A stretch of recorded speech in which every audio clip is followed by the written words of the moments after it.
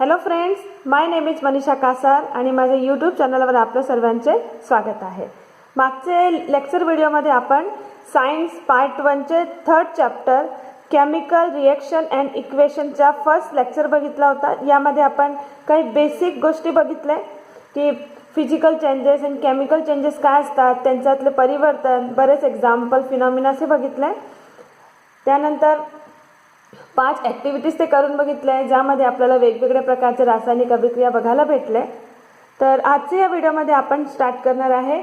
जो आपला मेन मुद्दा असणार आहे इथे जो पॉईंट आहे 3.1 रासायनिक अभिक्रिया chemical reaction or equation. So chemical equation आज आपण सुरू करणार आहोत. पेज नंबर 32 वर जे आहे. तर केमिकल इक्वेशन मीन्स काय? केमिकल इक्वेशन जी रासायनिक अभिक्रिया होते, तर रासायनिक अभिक्रिया होताना पदार्थाचे संघटन बदलते. हा बदल कायमस्वरूपी असतो. ठीक आहे. हे तर आपण बघितलंच की रासायनिक जे अभिक्रिया असते त्यामध्ये काय घडतो की रासायनिक बंध तुटतात, काही बंध तुटतात तर नवीन बंध तयारी होतात. तर केमिकल इक्वेशन म्हणजे काय? तर आपण इथे एक्झाम्पल घेऊया. जी ॲक्टिव्हिटी 2 होती, ॲक्टिव्हिटी 2 मध्ये एक कलरलेस सॉल्युशन तयार झाला होता झिंक सल्फेटचा ZnSO4चा.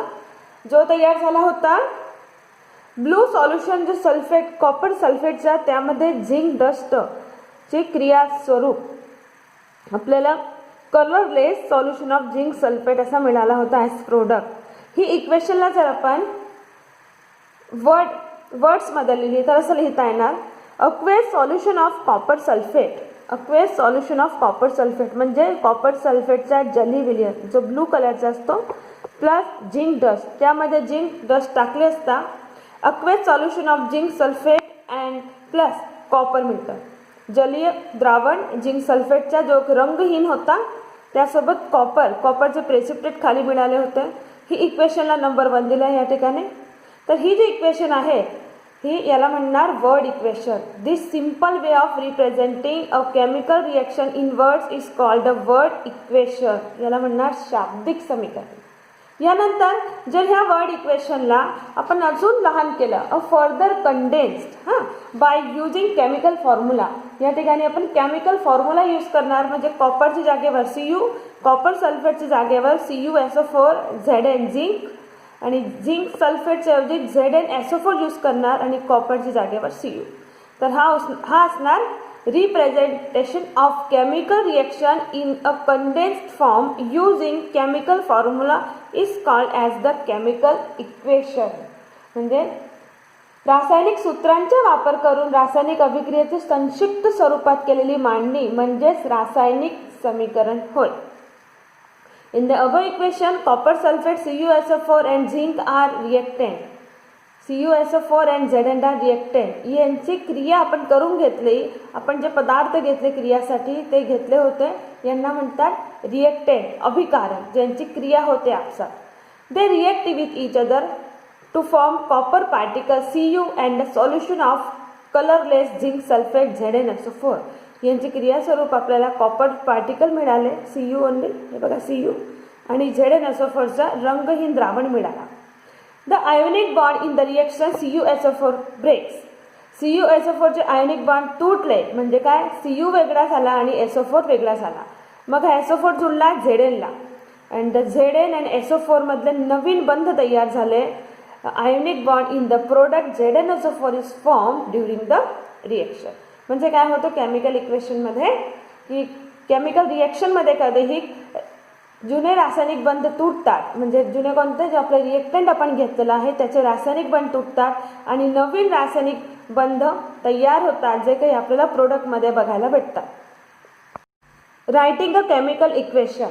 कोणतेही रासायनिक अभिक्रियाचे समीकरण लिहायचे असेल तर याच्यात काही संकेत असतात जे आपल्याला वापरावे लागणार आहे. याचा फर्स्ट आहे in a chemical equation the reactants are written on the left hand side while the products on the right hand side.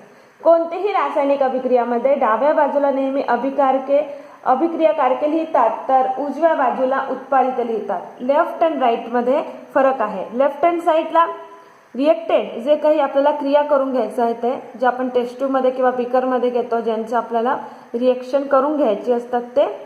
तसेच राईट हँड साईडला असणार जे प्रोडक्ट जे क्रियास्वरूप तयार होणार ते प्रोडक्ट आपण राईट हँड साईडला लिहिणार.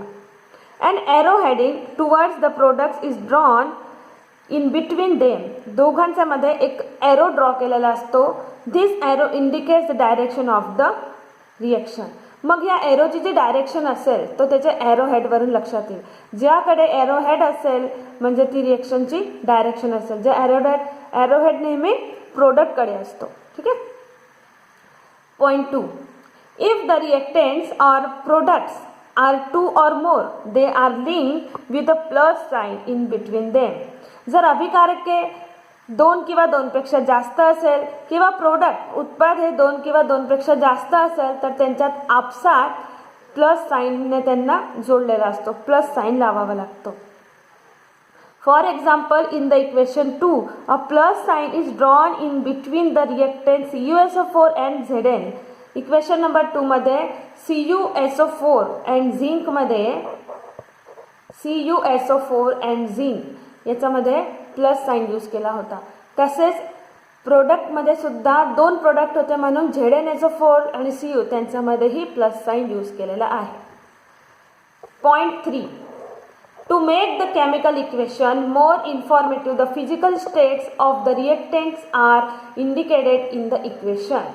केमिकल इक्वेशनला जास्त इन्फॉर्मेटिव्ह बनवण्यासाठी रिएक्टंटची फिजिकल स्टेट ही त्या ठिकाणी नमूद केलेली असते. जसं गॅसेस स्टेट असेल तर स्मॉल जी लावलेला असेल त्या पदार्थाचे खाली त्याच्या सिम्बॉलचं खाली देन लिक्विड असेल तर स्मॉल एल लावलेला असेल आणि जर सॉलिड असेल रिएक्टंट तर त्या रिएक्टंटच्या फॉर्म्युलेच्या खाली इथे एस लिहिलेला असेल in short. Moreover, if the product is gaseous state of G, it can be indicated by an arrow upside pointing upwards. जर प्रोडक्टमध्ये एखादी गॅस निघाली असेल तर त्या गॅसच्या फॉर्म्युलेच्या बाजूला अशा पद्धतीने एरो साईन लावलेला असेल. जसं C+O2 = CO2. तर ही जो CO2 गॅस आहे त्याच्या बाजूला याचा एरो लावलेला असतो नेहमी. तसंच आपण मागच्या व्हिडिओमध्येही काही हे बघितलं CaCO3 = CaO + CO2. त्याला गरम केल्यावर CO2 गॅस बाहेर निघते तर CO2 च्या बाजूला जिथे एरो होता. ठीक आहे. तर हा एक एक्झाम्पल आहे याचा. If the product form with insoluble solid. जर प्रोडक्ट बनला आहे तो इन्सॉल्युबल आहे तो घुललेला नाही आहे तर तो प्रेसिपिटेट असेल म्हणजे तो खाली बसून जाणार. प्रेसिपिटेट त्याला म्हणतात. Then instead of S it can be indicated by an arrow pointing downwards. मग त्याला एस लिहिलं जात नाही. जसं कोणते पदार्थ ते प्रेसिपिटेट आहे तो खाली बसलेले आहे तर त्याचे सिम्बॉलच्या बाजूला तिथे एरो डाऊनवर्ड्स पॉइंटिंग डाऊनवर्ड्स असा दाखवलेला असतो. Wien reactants and products are in the form of solution in water. जली विलियन लक्षात येतं. सॉल्युशन इन वॉटर म्हणजे जली विलियन. जसं आपण CuSO4चा जली विलियन घेतला होता जली द्रावण तर त्या ठिकाणी AQ असा लिहिता येतो. They are said to present in aqueous solution state. This state is indicated by putting the state AQ म्हणजे aqueous जली विलियन in bracket after their formula. त्याच्या फॉर्म्युलेच्या बाजूला AQ असा लिहिला जातो. Thus the equation 2 is written as equation shown below. तर second इक्वेशनला अजून informative बनवला गेला बघा. CuSO4च्या बाजूला AQ लावला आहे कारण CuSO4 फक्त पावडर नाही घेतला आहे. ॲक्च्युली कॉपर सल्फेटचा असं पावडर भेटतं डबीमध्ये. मग ज्याला क्रिया करून घ्यायची जर त्याला क्रिया तो केव्हा करतो जेव्हा टेस्ट ट्यूबमध्ये पाणी घ्यायचं असतो मग त्यात थोडंसं चमच्याच्या मदतीने तो पाणीमध्ये त्याचं द्रावण बनवावं लागतो. म्हणून Cuच्या बाजूला इथे AQ लिहिलेला आहे. Zn सॉलिड आहे म्हणजे झिंकचा पावडर टाकावा लागतो त्या ठिकाणी एस लिहिलं आहे. ZnSO4 AQ ZnSO4चा असा रंगहीन द्रावण तयार होतो त्या ठिकाणी AQ लिहिलं आहे आणि Cu लक्षात येतं. हे इक्वेशन नंबर 3 जे आपण पॉईंट 3 नुसार त्याला मोर इन्फॉर्मेटिव्ह बनवलेलं आहे इक्वेशन नंबर 2 ला. Point 4. When heat is to be given from outside to bring out a reaction, it is indicated by the sign triangle written above the arrow that indicates the direction of the reaction. For example, the reaction in which slate lime is formed on heating limestone is written as follows. जेव्हा ही heat द्यावी लागते की रिएक्शनसाठी म्हणजे कोणत्या पदार्थाला जर आपण गरम करतो तर आपल्याला हीट द्यावी लागेल. त्या वस्तूला एक पॉटमध्ये ठेवून मग खालून बर्नरवर ठेवून त्याला हीट द्यावी लागते. तर it is indicated by this sign. हा जो साईन आहे ट्रायंगलचा, याचा अर्थ की आपण त्या वस्तूला गरम करत आहोत. जे काही आपण रिएक्टेंट घेतलेले आहे त्याला गरम करत आहोत. बघा इथे हा साईन आहे, म्हणजे हे पदार्थाला आपण इथे गरम करतोय. एक्झाम्पल स्वरूप दिलेलं आहे की जेव्हा आपण हे स्लॅग लाईम आहे, कॅल्शियम कार्बोनेट जे सॉलिड स्वरूपात आहे, त्याला एक पॉटमध्ये घेऊन बुन्सन बर्नरवर ठेवून त्याला गरम करतो, तेव्हा त्यातून आपल्याला कॅल्शियम ऑक्साईड सॉलिड फॉर्ममध्ये भेटतो. तसंच CO2 गॅस त्या ठिकाणी निघते. इक्वेशन 4मध्ये तुम्हाला हे पॉईंट 4 दाखवलेला आहे की जर आपल्याला एक वस्तूला गरम करायचं असेल तर गरम करण्याचा जो साईन आहे हीटचा साईन आहे हा triangle. Similarly the fact that heat is released during the reaction between the aqueous solution of copper sulphate and zinc dust is indicated as follow.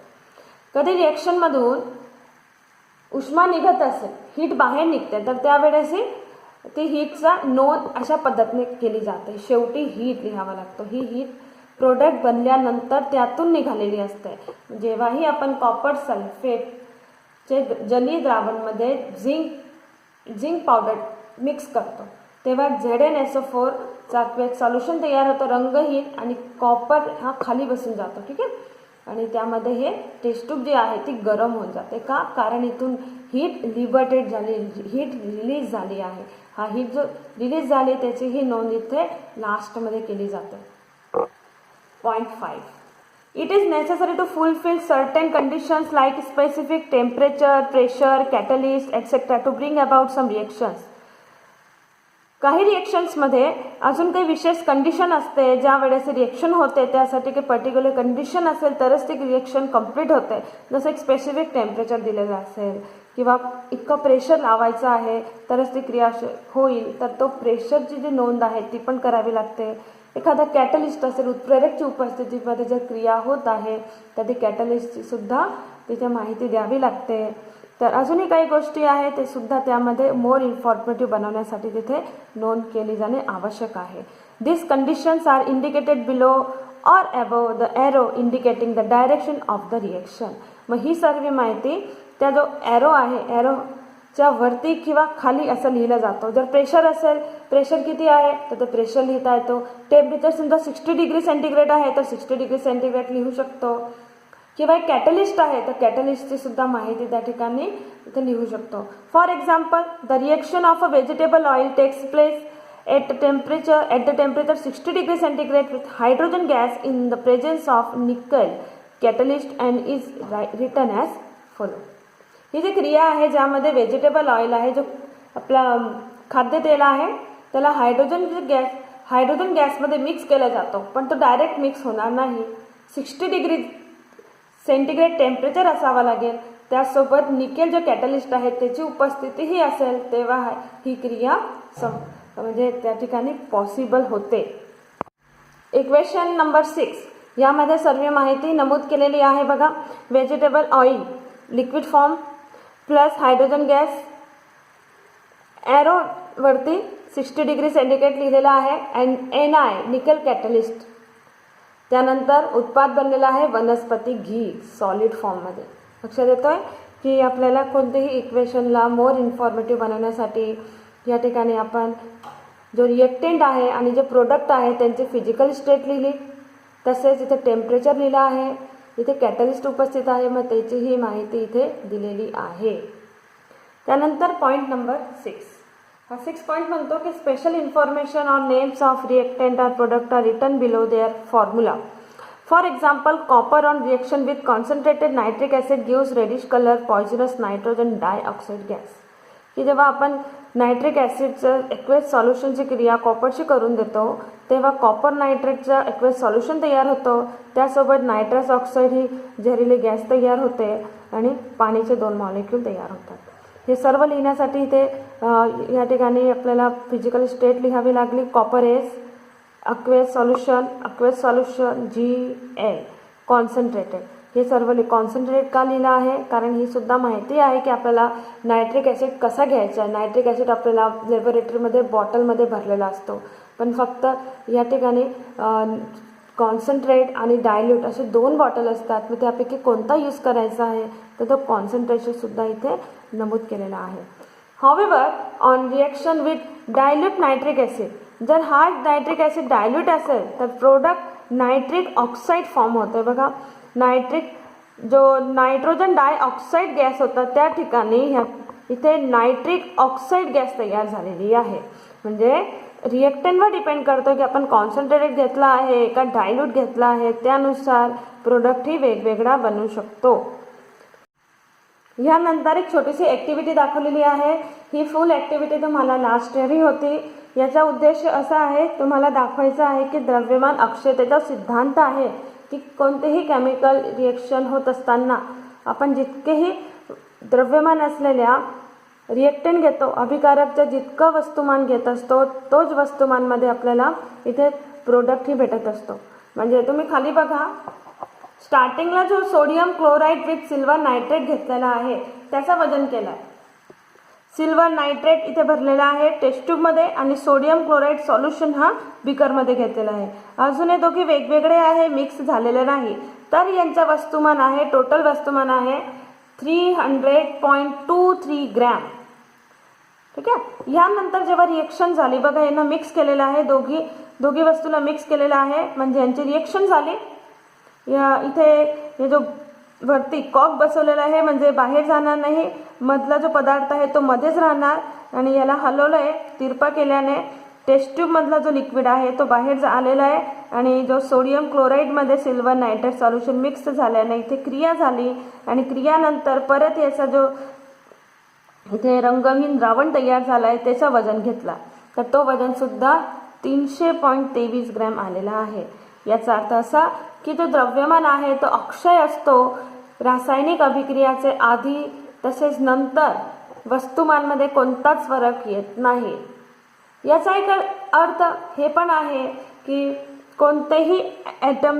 कोणतेही एलिमेंटचे जितके ॲटम आपण रिएक्टंट स्वरूप घेतलेले आहे तितकेच ॲटम अभिक्रिया झाल्यानंतर प्रोडक्टच्या साईडलाही असणार. जसं आपण इक्वेशन नंबर 7मध्येही नंबर ऑफ ॲटम्स काउंट करू शकतो. बघा इथे कॉपरचं एक ॲटम आहे रिएक्टंटमध्ये तर प्रोडक्टमध्ये सुद्धा एकच ॲटम आहे. हायड्रोजनचे 4 ॲटम आहे 4H तर प्रोडक्टमध्ये सुद्धा 4H. बघा 2 × 2 4H, हायड्रोजनचे 4 ॲटम. यानंतर नायट्रोजन काउंट करूया. 4 ॲटम्स ऑफ नायट्रोजन तर प्रोडक्टमध्ये सुद्धा 9N2, 2 इथे आणि 2N इथे, 2 + 2 4 ॲटम्स ऑफ नायट्रोजन प्रोडक्ट साईडला सुद्धा आहे.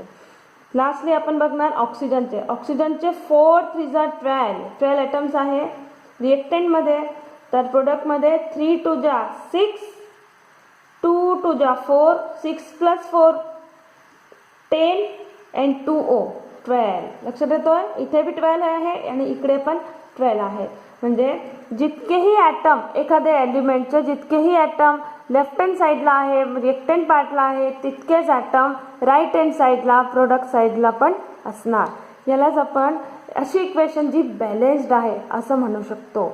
म्हणजे ज्या केमिकल इक्वेशनमध्ये number of atom of element दोघंही साईड सेम असेल तर अशी केमिकल इक्वेशनला आपण बॅलेन्स्ड इक्वेशन म्हणणार. अदरवाईज ती इक्वेशन अनबॅलेन्स्ड असणार. या पुढचा टॉपिक हाच आहे की बॅलेन्सिंग ऑफ केमिकल इक्वेशन. एका केमिकल इक्वेशन जी अनबॅलेन्स्ड स्वरूपात दिलेली असेल त्याला बॅलेन्स कशी करायची. पण हा टॉपिक आपण पुढच्या लेक्चर व्हिडिओसाठी ठेवूया. हा व्हिडिओ इथेच ओव्हर करू शकतो कारण जो पुढचा आहे त्या एक वेगळाच भाग आहे, त्यावर एक ॲक्टिव्हिटी बेस्ड क्वेश्चनही येतात. म्हणून मग आजचा जर व्हिडिओ तुम्हाला आवडला असेल तर प्लीज लाईक करा अँड शेअर करा. जर तुम्ही माझी चॅनलवर नवीन असाल तर प्लीज सबस्क्राईब करा. And thanks for watching.